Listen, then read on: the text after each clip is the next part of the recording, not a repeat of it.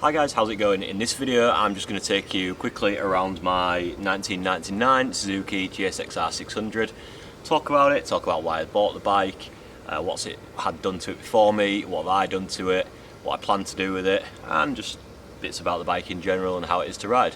Alright guys, so first things first, this bike is a V-Reg, so it is a 1999 bike, so it's 20 years old, so I think from a couple of feet back it looks pretty damn presentable and pretty damn clean for a 20-year-old motorbike, especially one of this sort of nature where it's just used to being ragged around council estates, which is what the SRAD is known for.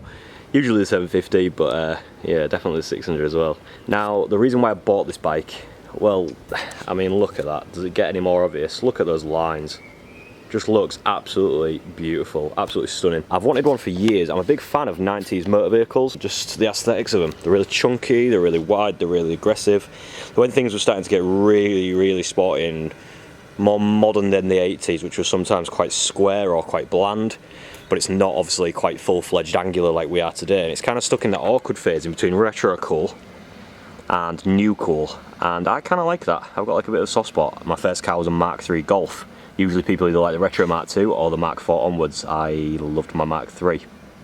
Go figure. So anyway, I've wanted one of these forever, and when the opportunity came up to buy this one for a pretty good price, I could not resist. So I've had it over a year now. What has been done to the bike before I got it? So it came pretty much as you see it cosmetically here, apart from the indicators, but we'll get onto that in a second. It's a low mileage bike, 22,000. I bought it sight unseen from Scotland, and he showed me some really close-up pictures, and it comes as you see it. So it's got the carbon effect, I don't know if it's real carbon, front mudguard, rear hugger. It's got this Scorpion end can here, which is pretty loud. Usually they have like a cast iron looking black horrible pipe, but I think someone's put a full system on this at some point. So it has got, you can see just there, stainless downpipes that have been wrapped as well, heat wrapped really well all the way back to somewhere around here. Then you've got like the mid pipe, and then you've got the end can.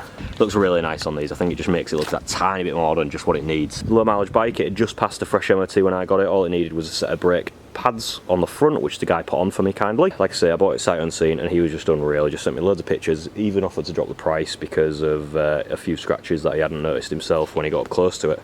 So that was really top class service. And like I say, it does look good from a few yards back, but when you get closer you can see the battle scars of a 20-year-old bike, as you'd expect. So what have I done to it? Well, end of riding season last year I serviced it, so it was so easy to service. Like, I've worked on bikes before, I've had bikes before, and they're not usually that fun because everything's jam-packed and tight.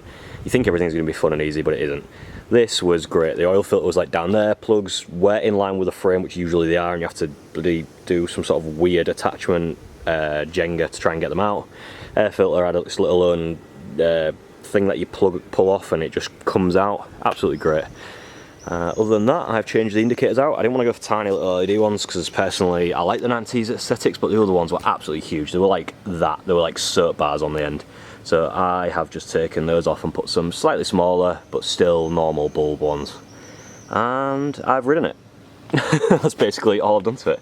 Now you might be laughing at these chicken strips. I've literally just got these tyres put on. So I had some battle axes on, and they were absolutely crap. I did a year last year on them.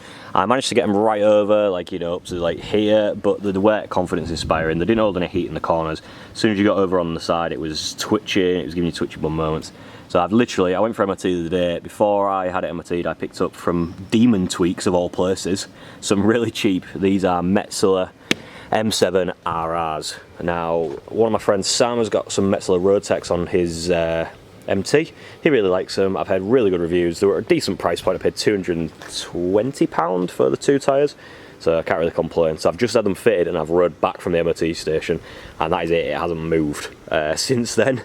So yeah, that explains those. I'm gonna hopefully get out this weekend, maybe scrub those in, do about 50 miles, scrub them in while banking over and getting them a bit lower, and then they should be really fun. They already feel really grippy even just from riding them back from the MOT station. So what else have I got to do to it? This year, not really much. I'm going to ride it, enjoy it. I'm going to see if I can get a camera mount up on the side here. You know, some mounts on the bike somewhere, as well as I've already set up a chin cam on my helmet. It's mounted on the chin, so it looks like you're actually riding the bike when you see the footage. So I've got that to come. Basically, other than that, I'm probably going to service it at the end of the season again, even though I haven't really done many miles. And I'm going to get the carbs balanced. It doesn't like to idle. It's 20 years old. It's, you know, I always run it on premium, but I'm thinking that might be maybe not the best idea, as it's used to not running on, you know, it was designed in 1999 when you didn't really have like premium like we do nowadays, premium fuel. So I'm going to try running it on normal fuel, and I'm going to just get the carbs done, carbs balanced. I think that'll make it idle a lot nicer. It just doesn't, it sort of idles and it starts dropping down, dropping down, dropping down, and it just cuts out, which is really annoying in traffic. It's not a commuter by any means anyway, but sometimes I do just like to go to work on it when it's a nice day and I don't really want to be stuck in traffic. As you can see, apart from this dog tunnel, which we're going to take to tip at some point, as you can see, the garage is nice and tidy. Well, comparatively to how it was when I got in here, you couldn't see the floor. So what we've got at the minute, we've got all detailing stuff, pressure washers under there. I've got my breaker bar here. Loads of fluids, I've got oils at the back, miscellaneous stuff, loads of screen wash, absolutely tons, I don't know why.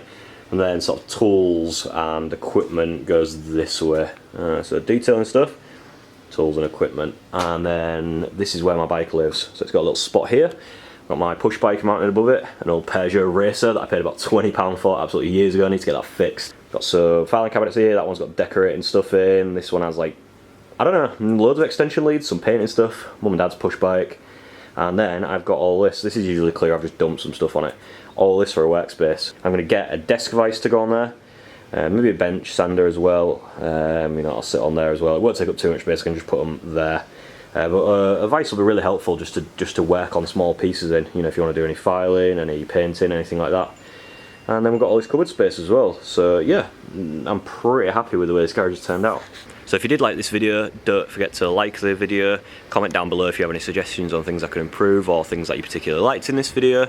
Let me know what you thought of the GoPro camera angles. I got all my mounts out and stuff and I was itching to try them. That's partly why I came home from work and just made this video. And also do subscribe if you haven't yet, it helps me out massively. Hit that subscribe button, hit the bell if you want to get notifications whenever I post a video. Thanks for watching, see you in the next one.